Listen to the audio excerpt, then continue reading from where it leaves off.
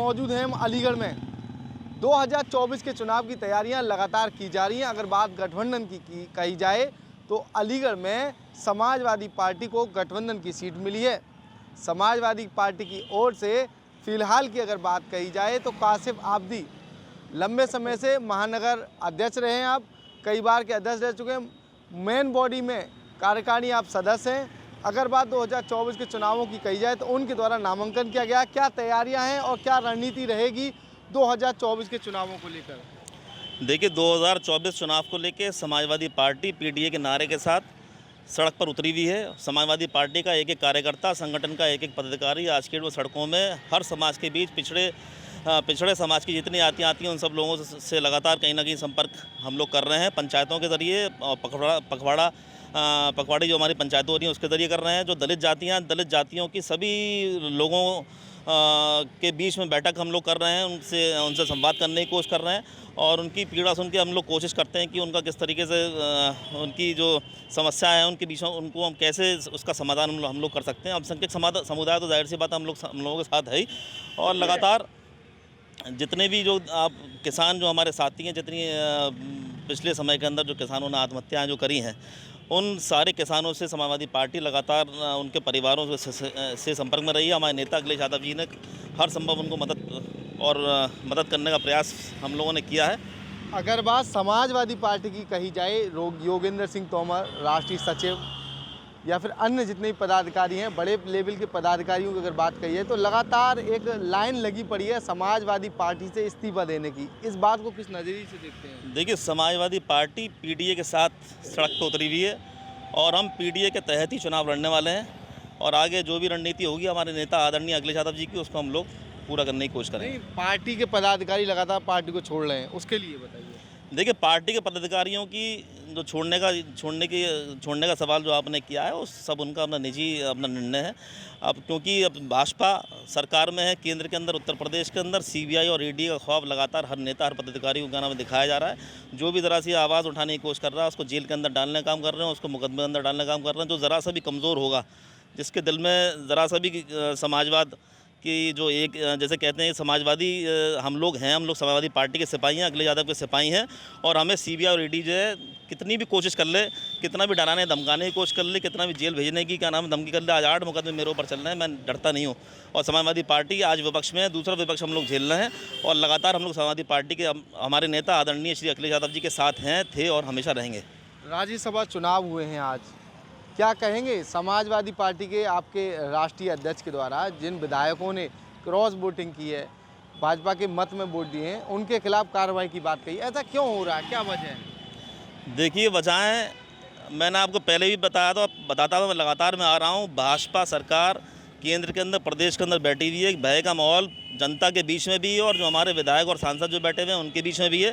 Samajwadi party पिछड़ा दलित अल्पसंख्यक समुदाय के साथ, उस नारे के साथ आज हम लोग सड़क पर उतरे हुए हैं और हमारी जो रणनीति है वो पीडीए के तहत ही है और आगे चुनाव जो हम लड़ेंगे पीडीए के तहत लड़ेंगे। देखिए, लोकसभा चुनाव नज़दीक हैं, चाहे आप ही के पार्टी के चौधरी विजेंद्र सिंह है, लंबे समय से पार्टी में हैं, यानी कि कांग्रेस को छोड़कर समाजवादी पार्टी में है, वो भी सांसद के कड़े दावेदारों में से एक थे। आपके द्वारा नामांकन कर दिया, क्या पार्टी में आपको नहीं लगता है कहीं ना कहीं फूट सामने आएगी? देखिए, समाजवादी पार्टी के अंदर बिल्कुल भी फूट नहीं है और देखिए लोकतांत्रिक अधिकार है हर किसी को टिकट मांगने का अधिकार है। हमारे चौधरी विजेंद्र सिंह पहले भी सांसद रह चुके हैं, पहले भी कई बार के विधायक हैं, तो जाहिर सी बात है उनकी उम्मीदवारी भी है और पार्टी के हमारे सदस्य हैं। आज मैंने दावेदारी करी है तो दावेदारी लोगों के सलाह मशवरा करने के बाद लोगों ने जब मुझसे कहा कि 7 लाख की 8 लाख की मुसलमानों की आबादी है, कोई ना कोई मुस्लिम उम्मीदवार यहाँ अलीगढ़ से होना चाहिए, तो पहले दावेदारी किसी ने करी नहीं थी। जाहिर सी बात है मुझसे उन लोगों ने कहा, मुझे कन्विंस करने की कोशिश करी उन लोगों ने। मुझे भी लगता है कि समाजवादी पार्टी की तरफ से किसी न किसी अल्पसंख्यक समूह की तरफ से, समुदाय की तरफ से, मुस्लिमों की तरफ से दावेदारी यहाँ पर होनी चाहिए। टिकट मिलना नहीं मिलना वो हमारे राष्ट्रीय अध्यक्ष आदरणीय श्री अखिलेश यादव जी के हाथ में, और जहाँ तक मुझे उम्मीद है, मैं उम्मीद करता हूँ कि इस चुनाव के अंदर मुझे टिकट मिलेगा। क्या मानते हैं अगर आपको टिकट मिल जाती है तो क्या पार्टी में दो फाड़ नहीं होगी? नहीं, बिल्कुल फाड़ नहीं होगा। समाजवादी पार्टी के नेता आदरणीय श्री अखिलेश यादव जी के साथ पूरा समाजवादी पार्टी का एक एक कार्यकर्ता खड़ा हुआ है। देखिए, टिकट जब तक नहीं होता तब तक लड़ाइयाँ तो होती हैं, लेकिन समाजवादी पार्टी की खासियत रही है टिकट मिलने के बाद सब पार्टी के पदाधिकारी एक होकर चुनाव लड़वाने की कोशिश करते हैं। कोई 3 ऐसे मुद्दे बताइए जो लोकसभा में आप लेकर जनता के बीच आएंगे। देखिए, सबसे बड़ा मुद्दा जो है वो महंगाई का मुद्दा है। महंगाई जो है वो चरम सीमा पर पहुंच चुकी है और अब उस महंगाई का नतीजा ये है कि सड़कों पर खुलेआम दिन दहाड़े क्राइम हो रहे हैं, दिन दहाड़े लूटें हो रही हैं, पुलिस उसका खुलासा नहीं कर पा रही है। अभी हाल में तीन ही लूटें का नाम मैं बता रहा हूँ आपको। थाना बन्ना देवी के सामने 40 लाख की लूट हुई थी। उस 40 लाख की लूट का खुलासा कोई अभी तक नहीं हो पाया। पिछले साल दिन दहाड़े मैरिज रोड जैसे VIP इलाके में जब बीजेपी के हमारे पूर्व मुख्यमंत्री और पूर्व गवर्नर हमारे माननीय कल्याण सिंह जी के आवास के पास जो धर्मपुर कोर्टयार्ड है वहाँ पर लूट हुई थी। उस लूट का खुलासा अभी तक नहीं हो पाया। खुलासा हो गया है, पुलिस ने उसका कोई खुलासा नहीं हुआ। 2 लोग उसके अंदर जेल भेजे थे, तीसरा जो है अभी तक तीसरे को पकड़ पाए नहीं है। मेरी इंस्पेक्टर साहब से मेरी बात हुई थी, SP साहब से भी मैंने अपनी बात रखी थी, DIE साहब के सामने मैंने अपनी बात रखी थी। वो तीसरा आदमी इंस्पेक्टर साहब भी बोलते थे कि तीसरे शख्स को पकड़ा जा रहा है, जबकि कोई बरामदगी नहीं हुई। जो पीड़ित थे, पीड़ितों को बुलाया नहीं गया, थाने पर आके उनकी निशानदेही नहीं करवा पाई। तीसरा मैं केस आपको बता रहा हूँ बरौली विधानसभा से। चूँकि बरौली विधानसभा से लगातार कई सालों से मैं चुनाव विधानसभा की मैं तैयारी में कर रहा हूँ। मेरे कैंप कार्यालय के बगल में ही हमारे फौजी भाई थे। उन फौजी भाई के घर में रात के 12 बजे 12:30 के आसपास लूट हुई है वहाँ पर। और लूट डकैती खाली एक आम डकैती नहीं है, इसमें जो उनकी दूसरा मुद्दा क्या रहेगा? दूसरा मुद्दा रहेगा बेरोजगारी का। आज युवा देखिए BTech MTech BA MCA की डिग्रियाँ ले लेके सड़कों पर घूम रहे हैं और उनके पास नौकरियाँ नहीं हैं। तीसरा जो हमारे किसान जो भाई हमारे जो लगातार धरना प्रदर्शन चल रहा है दिल्ली के अंदर, उससे पहले जो जितने ही मुद्दे रहे किसानों की, जो आज रात में आप देख रहे होगे, किसान थक हार के जब घर पहुंचता है तो हर आदमी कोशिश ये करता है कि रात में लिहाफ ओढ़ के अपना कंबल ओढ़ के अपना बेहतरीन सुकून की नींद सोएगा। लेकिन जहाँ तक मैं क्षेत्र में रहता हूँ तो टॉर्च लेके मुझे खेतों के किनारे दिखाई देते हैं। वो जगह जगह गौशालाएँ बनवाई गई हैं, संरक्षित किया गया है, किसानों को पैसा दिया जा रहा है गौ वंशों को संरक्षित करने के लिए। देखिए, गौशालाएँ खोलने का जो उनकी कोशिश थी माननीय मुख्यमंत्री की, बहुत अच्छा इन लोगों ने निर्णय लिया था कि जहाँ तक मैंने पता किया वो 900 रुपये जो है पर गाय के हिसाब से इनको पैसा मिला जा रहा है गौशाला के अंदर। और जहाँ तक मैं जाना, गौशालाओं की स्थिति इतनी ख़राब है कि गायें जो हैं वो जितनी पहुँचती हैं उससे ज़्यादा ऐसी बुरी स्थिति में, दयनीय स्थिति में क्या नाम है, उनको रखा जा रहा है। और मैं अल्फाज नहीं है मेरे पास। तीसरा मुद्दा क्या रहेगा आपका?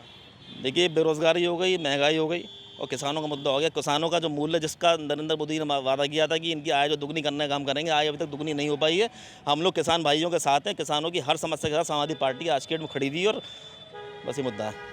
देखिए, ये थे कासिफ आबदी साहब जिनके द्वारा 2024 में लोकसभा चुनाव में दावेदारी की है। वो नामांकन पत्र में देखना चाहूँगा वो कौन सा नामांकन पत्र है जो अखिलेश यादव यानी कि राष्ट्रीय अध्यक्ष, क्या ये राष्ट्रीय अध्यक्ष जी को दे दिया गया? उनके हाथ में मैं देख रहा हूँ।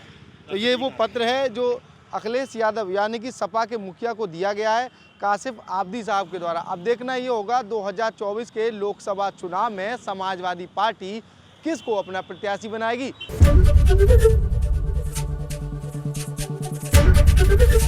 ABP गंगा, खबर आपकी, जुबान आपकी।